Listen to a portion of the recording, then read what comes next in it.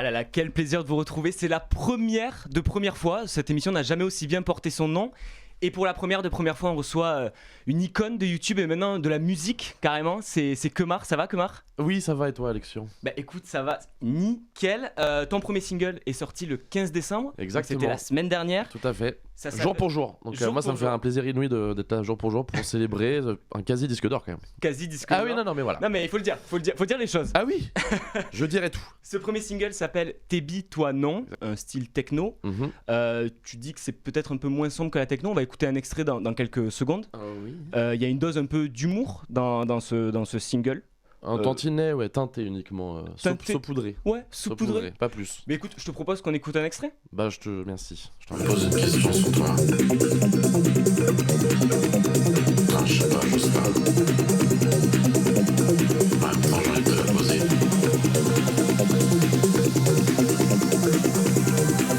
Ça te dérange si je la pose? T'es bi, toi, non?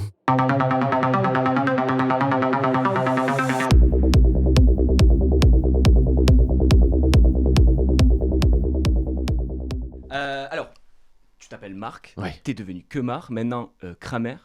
Pourquoi Kramer? Pourquoi Kramer? Bah écoute, ça date d'un périple à Berlin que j'avais fait il y a quelques années avec des camarades et on devait s'affubler d'un pseudonyme à connotation germanique. Okay. Donc moi j'ai trouvé ce nom de Kramer qui est déjà pris au patrimoine, mais bon je l'ai. C'est une seconde peau maintenant pour moi. Et quand on voit qu'il y a beaucoup de youtubeurs, notamment Squeezie, Mister V, McFly et Carlito, qui se lancent dans la musique, pourquoi toi t'as choisi le style de la techno?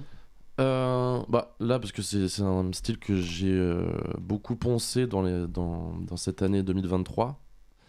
Donc voilà, j'ai beaucoup plus accentué mes compositions sur ce style-là, alors que ça fait des années que je compose et que je fais un peu tout et n'importe quoi comme style. Mais voilà, là je me suis concentré sur ce style calibré et puis voilà tout. Est-ce que pour le coup ça signifie pour toi quitter le monde de YouTube maintenant que tu te lances dans la musique, ou tu vas continuer quand même à être sur YouTube malgré tout? Oui, sans doute que je serai encore sur YouTube, mais après il n'y a pas de monde YouTube. Moi j'ai plus vocation à faire à montrer mes vidéos ou que sais-je sur les plateformes aussi plus payantes que YouTube. Non, quoique YouTube c'est payant aussi maintenant. Enfin non c'est payant si tu veux enlever. Il y a une version payante, ouais. Oui voilà, c'est ça. Mais bref, donc voilà, je vais manger à tous les râteliers comme d'habitude. Je suis un picassiette, attention. Non mais voilà. Et pourquoi avoir choisi comme titre, c'est peut-être une question bête, mais pourquoi Tébi, toi non? Ça signifie quoi? Qu'est-ce que ça signifie? C'est pourquoi ce titre spécialement? Spécialement. Bah déjà, il s'agit de la catchphrase comme on dit juste avant le drop. Je sais pas si c'est ça qu'on dit. Il faudrait que je demande à mon chirurgien sonore s'il est d'accord avec moi. Nico, c'est quoi? Enfin, c'est ça, on dit catchphrase. Qu'est-ce qu'on dit sur le top line? Mais non, ok, ça marche. Bon, bah la top line juste avant le drop. Voilà, j'ai choisi Tébi, toi non. C'est une question plus ou moins rhétorique auquel les Français ou les autres, les Français vont devoir répondre ou pas d'ailleurs. C'est une question ouverte a priori, donc tout est permis. Voilà, Tébi, toi non. On en fera ce qu'on en voudra, j'ai envie de dire. Un vrai sujet de société. Ah oui. J'ai envie de dire oui, tout à fait. Ah oui, non, mais voilà. Non, mais il faut dire les choses. Ah oui, faut dire les choses. Oui. À l'occasion de la sortie donc de ce single, tu t'associes avec le label Bonsoir Records. Oui. Tu feras partie du jury d'un concours qui s'appelle le Remix Concours. Ouais. Est-ce que t'as vu mon accent? Ouais, non, mais j'adore. Incroyable. Tu viens d'où, Alexion? Parce que j'ai remarqué que t'avais un petit. Mais je viens forcément du sud-ouest. Sud-ouest. À côté de Toulouse. Ah, ok. Tarbes, très bien. On embrasse les Tarbais qui nous regardent. Ils sont deux à nous regarder. Ils sont deux dans la ville. C'est les deux meilleurs. C'est les deux meilleurs. Vous avez jusqu'au 6 janvier pour participer à ce concours. Donc, comme je disais, tu seras dans le jury. En quoi consiste ce concours? Est-ce que tu peux nous expliquer un peu le concept? Alors, si je ne m'abuse, il s'agit de remixer donc, le hit mondial Tébi, toi non. Pour ceux qui auront cliqué et vu cette petite annonce, en fait, on balance à qui veut bien le vouloir toutes les pistes un peu de ce hit, et après les gens ils font leur petite tambouille et ils envoient le gros remix, et puis le jury composé entre autres de moi-même, va décider d'infliger des bonnes ou des mauvaises notes. Il y a que toi dans le jury? Ouais. Non. C'est un gros Non, a jury. priori, il y aura un jury trié sur le volet. Et comme on voit, il y a plusieurs cadeaux à gagner, donc c'est vachement intéressant. Et vous avez jusqu'au 6 janvier pour y participer, donc soyez nombreux. Tout à j'ai envie fait. de Ou dire. alors 7 janvier pour ceux qui mettraient un petit pot de vin Viens, discretos. On met le 8. Voilà. Le aller on peut jusqu'au toujours- 8 janvier. on Jusqu'au peut 8 toujours aller janvier, plus vous loin. avez pour participer. Oui. Comme je le disais tout à l'heure, tu t'associes donc au label Bonsoir Records. Pourquoi avoir choisi de s'associer à ce label? Est-ce que pour toi c'est une manière de garder aussi ton indépendance? C'est une vraie question sérieuse là. Ah, c'est une vraie question. Bah écoute, déjà, comment dire, tout est dit dans le blaze. Hein. Bonsoir Records, bonsoir. Voilà, moi, j'irai pas plus loin dans ma réponse. Je pense que tout est dit. Tout est dit. Ah oui. Ouais. C'est une réponse. Il faudra le voir pour le croire. Ah, mais j'entends bien. mais bien sûr. Les Tarbois, non, Les Tarbais. les Tarbais. Tarbais et les Tarbaises. Tarbais sauront de quoi je parle. Bien sûr qu'ils le seront. Ah oui. Là, on vient de faire ta dernière promo en date. Ah oui. Mais moi, j'ai envie de dire, l'émission s'appelle Première fois. Ah. Est-ce que tu te souviens de ta première promo? De la promo. première interview que t'as faite? Bah écoute, c'est peut-être chez VL, hein, je suis pas sûr, hein, mais on doit pas en être loin en tout cas. Hein. C'était il y a combien de temps? Il y a 12 ans à peu près? Bah ouais, ça doit être ça. Hein. 12 ans ou 11 ans, ou en tout cas plus de 10 ans. Plus de 10 ans. Petite promo, ouais, carrément. Écoute, je te propose tout de suite de passer au questionnaire première fois. C'est des questions courtes qui demandent des réponses courtes. Est-ce que t'es prêt? Oui. Oui. Ouais, Est-ce que t'es stressé? Oui. Oh oui, ok. Let's go. Est-ce que tu te souviens de ton premier stage? Premier stage, attends. Je pense que c'était peut-être au boulot de mon papa. Il faisait quoi? Il était documentaliste. Documentaliste. Ouais. Est-ce que tu te souviens pardon, de ton premier job étudiant? Job étudiant. Écoute, en tout cas, je sais que. Je sais plus pourquoi, mais je m'étais retrouvé à me retrouver au théâtre du Palais Royal et je vendais le programme. Ok. Là, je devais un peu faire de temps en temps, genre demander le programme. Ah oui, comme à l'ancienne quoi. Ouais, Prenez le ouais. journal. Ok. Ouais. Ok. Voilà, ça j'ai fait un petit peu. Est-ce que tu te souviens de ta première fierté? Dès que je suis né, hein. Ah oui. Dès les premières secondes, je suis arrivé en mode allez, let's go. Est-ce que c'est excellent. Est-ce que tu te souviens de la première fois où t'as flippé, t'as eu le trac? La première fois? Ouais. Si tu me dis que c'est maintenant. Écoute, j'y crois pas. non, je pense que c'était a priori un spectacle de fin d'année qu'on avait fait, que je sais pas, je pense en primaire. Et je pense que il y a dû avoir un petit track quand même. C'était avant, dans une très belle salle François Clouet, je crois que ça s'appelle avant. Bref. Et du coup, voilà, je pense qu'il y a eu un petit track bien légitime. La première fois où t'as tapé ton nom sur Google. La première fois que tu t'es googlisé. Alors, je m'en souviens pas, mais évidemment, je l'ai fait. Et puis, j'ai dû tomber peut-être sur mon Wikipédia. Moi, je me souviens pas exactement de la date. Hein. Je pourrais te mentir, Alexian, mais j'ai pas Bien envie de sûr. le faire. Mais bien sûr. Mais les Français et les Tarbais veulent savoir. Ah, bon, Je il s'agit pense. du 11 juillet 2012. Ok, très précis. J'ai tapé et j'ai vu ce que j'aurais jamais dû voir. Ah ouais, c'était. Ça dépassait l'entendement. Ok, donc je pense qu'il vaut mieux pas qu'on en parle. c'est Ah ça non. Ouais, ok. Bah on s'arrête ici. C'est. Ah non, parce qu'il y a une très belle photo de moi que je vois. Là, les Français ne le voient pas, mais il y a une photo de moi jeune, mais je vais peut-être. Qui va. Alors Qui va arriver dans d'ici peu. c'est dans un instant. Oui. T'as fait ta scolarité à Vanves, Ah oui. en région parisienne. Tout à Et fait. dans une interview accordée aux Inrecuptibles, tu disais j'étais un ado pas très sociable, je ne le suis toujours pas. J'étais assez renfermé, dès qu'il fallait faire un exposé, je me débrouillais pour être absent. C'est quand même fou quand on voit le personnage que tu es devenu d'abord sur YouTube avec Kemar, qui est l'opposé de ce que tu as dit dans cette interview. Comment c'est possible de devenir autant extraverti à Tout est l'antenne? possible, monsieur Alexian, vous le savez. Non, mais c'est avec le temps, tu sais, c'est juste, comment dire, le fait de prendre confiance ou que sais-je. Et puis voilà, l'évolution naturelle. Tu disais que tu trouvais toutes les excuses justement dans cette interview pour être absent le jour des exposés. Oui. Moi j'ai envie de dire, il y a des jeunes qui nous regardent, c'était quoi les excuses? Donne-leur des idées. Alors, je vais trahir un secret professionnel, mais non, ma mère utilisait, parfois parfois était de mèche, puis après c'est désolidarisé, mais elle utilisait, par exemple en primaire quand je voulais louper la piscine ou que sais-je, elle utilisait raison personnelle, et c'est vrai que ça fonctionne bien. C'est vrai qu'on... C'est parce que après le prof ou je sais pas qui il va dire mais on peut savoir pourquoi, on peut savoir plus. Raison personnelle, mec, tu veux rentrer dans ma sphère privée, il t'arrive quoi? Raison personnelle. C'est vrai que c'est une des meilleures excuses Ouais, que ouais. j'utilise encore aujourd'hui. Et Cette voilà. fameuse excuse raison personnelle. À utiliser avec parcimonie parce qu'après bon c'est un peu too much. Quand t'étais jeune, que t'étais voilà, timide, renfermé comme tu le dis, est-ce que t'as toujours rêvé d'être une célébrité, une star Alors peut-être pas être sur le web parce qu'à l'époque, moi j'ai toujours connu le Internet, j'ai toujours connu YouTube. Ouais. Mais à l'époque c'était la télé par exemple. Est-ce que tu rêvais d'être à l'écran? Non, il me semble pas. Hein. De toute façon, moi, quand j'ai commencé à faire mes vidéos sur Dailymotion, désolé pour l'accent, hein, je suis bilingue. En 2000, c'était quoi? En 2008. J'avais 17 ans, ouais, voilà. Et ben, au début, je voulais pas montrer mon faciès, c'était juste, voilà, mettre du contenu et tout.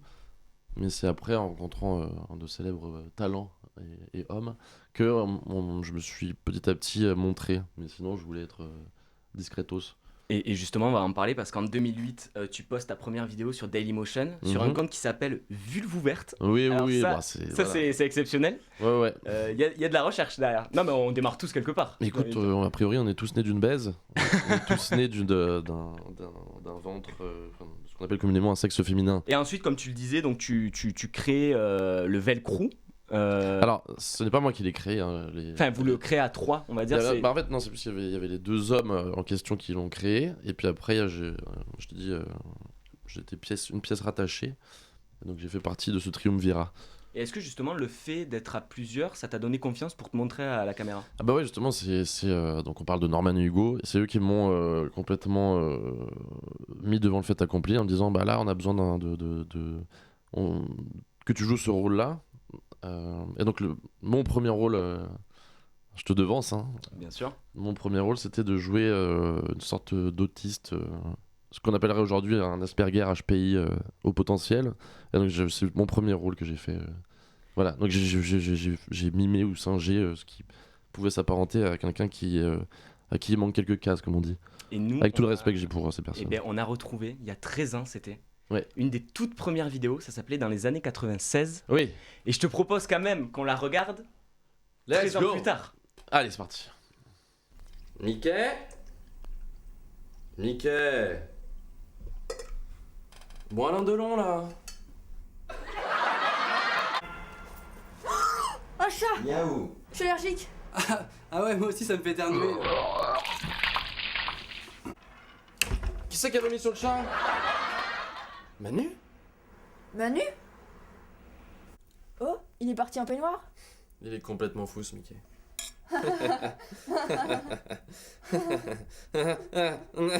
Oui, c'est validé. 13 ans plus tard, qu'est-ce qu'on en pense? Bah, ça a pas pris une ride. Hein. Ça a très bien vieilli. C'est comme si, oui, c'est comme un vieux Bourbon au fût de chêne. Non, c'est vraiment classique shit. On sent les inspirations de la télé des années 90. Bon, justement, c'est le concept du sketch. Ah oui. Est-ce que toi, t'as été inspiré, par exemple, par Les Inconnus, Les Nuls? Est-ce que ça t'a inspiré pour arriver sur YouTube? Alors moi, j'avoue que je suis beaucoup plus inspiré par Les Inconnus. Les Nuls, je suis un peu passé à côté, volontairement ou pas, mais bref, en tout cas, ouais, beaucoup plus Les Inconnus. Complètement fan de ces trois garnements. Et puis après, des années 90, donc la petite parodie qu'on faisait, c'était l'époque Premier Baiser, Le Miel et les Abeilles et compagnie. Je sais pas si tu connais ce genre Alors, je connais de nom. Occurrence. Et puis évidemment, quoi d'autre? Attends, Premier Baiser, Miel et les Abeilles. Et Anne et les Garçons aussi, que j'ai un peu moins saucé, Anne et les Garçons, mais c'était pas mal. Et donc voilà, c'était il y a 13 ans, c'était une de tes premières vidéos. J'ai l'impression d'être Arthur dans Les Enfants de la télé là. C'est génial. Pour la petite anecdote, quand tu as monté, quand vous vous êtes rencontrés pour faire le Velcro, c'était en soirée. Oui. Est-ce que tu peux nous raconter cette soirée? Comment c'est né? Ça a été une évidence dès le début? Bah donc ouais, on avait une amie en commun. Et du coup, je rencontre ces deux zouaves en soirée. Et puis on peut parler de coup de foudre mutuel. Et comme Hugo Norman, je crois qu'il était dans le même lycée, mais moi j'étais pas du tout dans le même lycée qu'eux. Donc après la soirée, on s'est pas vu pendant plusieurs mois, voire un an, je sais plus. Après on s'est revus, on va dire un an plus tard en soirée. Puis là, bim, pareil, kiff encore mutuel. Et puis après, voilà, on a commencé à collaborer ensemble. Et donc Norman, Hugo est devenu Hugo tout seul, Norman est devenu Norman fait des vidéos, toi t'es devenu Kemar, vous avez tous pris des lignées différentes. Bon, assez proche, vous restez quand même dans l'humour sur YouTube à l'époque. Tout à fait. Aujourd'hui, vous côtoyez encore, vous vous rappelez ces bons souvenirs de l'époque? En tout cas, moi, il y a pas si longtemps que ça, j'ai fait une petite rétrospective chez WAM où je me suis retrouvé à regarder des vieilles vidéos, dont certaines du Velcro. Et puis du coup, je crois que j'en avais reparlé à Norman ou Hugo, de telle ou telle vidéo, enfin bref. c'est toujours un bon souvenir, j'ai envie de dire. Bon, et bien en 2017, si on passait à 2017, vous co-scénarisez Le Manoir, le film Ah oui. avec notamment Mister V, il y avait Natou, il y avait Ludovic, si je dis pas de bêtises. Le film a été un petit succès. Ou un grand flop au choix. Ah ouais, à ce moment-là. Non, je plaisante, vas-y. Mister V là est en train de préparer un film qui va arriver bientôt. C'est vrai que c'est courant dans le milieu de YouTube que les youtubeurs se lancent par exemple dans la musique ou dans le cinéma. Est-ce qu'avoir fait des podcasts sur YouTube, est-ce que ça fait pour autant de vous un comédien? Certainement. Non, bah écoute, disons que c'est plus l'expérience accumulée, parce qu'on a quand même fait pas mal de styles différents. À l'époque, on appelait ça podcast vidéo ou quoi, enfin, petit face cam. Après, on a fait des on peut dire ça, des petits courts-métrages. C'est un peu ça ce dont il était question. Bonsoir au studio Bagel. Donc ouais, non, on a accumulé plein d'heures d'acting, on va dire. Donc à un moment, voilà, peut-être qu'il y a une légitimité, ou en tout cas l'avenir nous le dira. Et quand on voit, tu vois, la nouvelle génération, je pense à Michou, Inoxtag, je sais pas si tu regardes la nouvelle génération. J'avoue que pour l'instant, ouais, je regarde pas trop. En plus, il y a tellement de contenu sur YouTube. Mais tu vois, quand on voit aujourd'hui les nouveaux youtubeurs, on va dire la nouvelle génération de youtubeurs, Mhm. qui mettent beaucoup plus leur vie personnelle en avant, c'est limite des influenceurs aujourd'hui. Je peux penser par exemple au couple Michou, Elsa, qui se sont rencontrés dans un programme télé Danse avec les stars. Ok. Est-ce que pour toi, ça te dérange un peu cette frontière entre YouTube et la vie privée où on devient presque des influenceurs? Ce qui n'était pas forcément le cas à l'époque. Au tout début, il n'y avait pas ce phénomène d'influenceur. Bah, enfin, avec Snapchat et tout ça, il y a eu déjà un petit début de montrage de vie privée. Je me rappelle qu'à l'époque, moi je faisais pas trop Snapchat ou je sais pas quoi, et ouais, on pouvait checker des stories de Rihanna qui faisait sa soirée. Donc oui, c'était déjà un peu particulier. Puis après, tout le monde s'y est mis. Quand on voit effectivement donc la nouvelle génération, on va juste finir sur ça, mais quand on voit la nouvelle génération, qu'est-ce que pour toi ils osent que vous n'osiez pas à l'époque? En sachant qu'il y a beaucoup plus de moyens aujourd'hui et que YouTube s'est professionnalisé. Non, mais je pense que comment dire, dans n'importe quel début de carrière, il y a une forme de, enfin, on ose quoi, on y va. Donc je pense que ça, il y a pas vraiment comment dire, pas vraiment à se comparer ou à dire qu'ils ont fait plus ou moins. Enfin, ça part d'un même état d'esprit de naïveté ou de je sais pas quoi, d'y aller et faire ok, let's go. Ton single, il est sorti le 15 décembre, c'était la semaine 15 dernière. décembre, et on me dit dans l'oreillette que depuis qu'on fait l'interview là, il y a eu 100 000 écoutes de plus. T'es premier top France, apparemment. Mais non. Non, mais je te glisse ça comme ça, Mais sur non. Spotify. Oh, mais il y a Disque d'Or qui arrive. Ouais, oui. Oh non, Fabrice, arrête, oh, regarde, il est là. Voilà. Waouh. Voilà. C'est 300 000 écoutes. 300 000 écoutes en 1 heure et demie. En 1 heure et C'est quand demie. même, c'est mieux que Rihanna, c'est mieux que Beyoncé. C'est juste monstrueux en fait. C'est le buzz. C'est C'est ce qu'on appelle communément un putain de buzz. Est-ce que on a parlé de marque, Oui. on a parlé de Kemar. Maintenant on va parler de Kramer. Est-ce que tout ce qu'a fait Kemar et Marc avant était au final fait pour faire devenir Kramer? Mais vous avez tout compris, monsieur. Mais j'ai tout compris. Alex Fian, je vous mets une très bonne note. Merci beaucoup. Un 17,5 sur 20. Non, bah écoute, que dire rien. Rien, ben merci, c'était... Allez, On bonsoir. gardera ça. Pour cette dernière séquence, on a Ouais. demandé à ce que tu ramènes un objet Oui. qui te rappelle une première fois. Le décapsuleur. Tout décapsuleur, ma première bière. Ta première bière? Aucun T'as- souvenir. Ta première souvenir. cuite? Ma première bière, ça s'est fini en blackout, je pense. Hein. Non, je sais pas, ma première cuite. Première cuite au Malibu, attention. Hein. Ah ouais? Ah oui. Ah c'est dur ça par contre. Ah oui. Ah ouais. Ah ouais, c'était à la vodka. Ah, Ah tu vois, j'ai fait c'est un vodka casse. putain, Poulia. Ah, ok, Première casse. cuite. Ouais, vodka Ah, casse, ouais, un petit peu de vodka légèreté. casse, Ouais. Voilà, moi Malibu. c'était Malibu Coco. Et ça s'est fini. Non, il n'y a pas eu mort d'homme, mais j'ai juste senti des petits fourmillements dans mon corps. Je me dis, mais attends, qu'est-ce qui se passe là? C'est ridicule, je vais en faire une carrière. Je veux continuer à vivre ce moment toutes les minutes de ma vie. Et est-ce que t'as réussi à le vivre toutes les minutes? Ah de là, ta je vie, suis ce actuellement moment-là? sous tease. Ah d'accord. Ah, mais oui, regarde. mais non, mais attends, mais Je tremble, mon pote. raconte-nous. Qu'est-ce que... De quoi? T'es sous tease là? Faut pas le dire. Non, je Ok. suis sous café. Sous café. Ce qui est véridique. Sous café, ok. Complètement sous café. Ok. J'ai envie de finir. J'ai envie de finir avec toi. Très bizarre. Ah Très, très bizarre comme ça. J'ai envie de finir Dis-moi. cette interview en te montrant cette photo. Tu avais quel âge sur cette photo? Ah bah je n'ai aucune idée. Petite dédicace en bas à droite, il s'agit de Pouce Malin. un acteur, j'allais dire, un personnage des Moomins. Ok, Dans le d'accord. dessin animé, voilà, j'avais Sache que ce je n'ai pas la ref. pouce malin. C'est beaucoup trop vieux pour moi, cette ref. Hein. Le chat, évidemment, est posé. Ok. Gretty. Ok. Gretty. Anciennement Gaston. Ah, il a eu 2 prénoms? Non, mais en fait, oui, pour l'anecdote, avec ma mère, on avait choisi ce chat. Et en fait, le vendeur de chats qui officiait sur le Darknet à l'époque, non, un vendeur de chats tout à fait respectable, nous avait garanti que c'était un homme. Ok. On n'a pas cherché à comprendre, donc on l'a ramené à la maison. Bim, on l'a appelé Gaston. Après, on l'emmène au vétérinaire, chez le vétérinaire, je ne sais plus pour quelle raison. Il nous fait: ah bah, excusez-moi, mais c'est clairement une femme. Ah! Puis du coup, je sais pas quel âge j'ai là. Et juste une petite question comme ça, à quel moment on appelle un chat Gaston? Bah, c'est mignon, vraie Gaston. question comme C'est ça. très mignon, Gaston. Pourquoi Gaston? C'est Bah, je sais pas, écoute. c'est spécial quand même comme nom de chat. Félix? Oui, c'est vrai, mais je suis complètement débile en fait. Ma vie est basée sur un mensonge. Bah écoute, c'est la fin de l'interview. Je Ah. sais que ça nous fait mal de se quitter maintenant, j'ai envie de dire. En plus, moi j'ai le syndrome de l'abandon, donc là ça me fait mal ce que tu me dis. Hein. Ah ouais? Ouais. Bah écoute, je suis désolé. On en refera une un jour, d'accord? Mais quand? Mais je sais pas comment. Non mais attends. Marc, je peux t'appeler Marc? Marc, Oui, pardon. faut qu'on se dise des choses. On se reverra. Allez, D'accord? C'est allez, je promis. suis résilient. C'est Let's promis. go. Merci Alexian pour cette première fois, j'ai envie de dire. Qui sera ton invité prochain si l'émission ne s'arrête pas? Écoute, j'ai pas envie de le dire parce que pour l'instant c'est pas encore calé. Et yes, voilà, je suis content de le Voilà. savoir. Bon, merci de l'invitation et gros Mais bisous. merci à toi, merci à vous et puis à la prochaine émission. On se donne rendez-vous dans quelques jours. Merci Kemar, à bientôt. Ciao.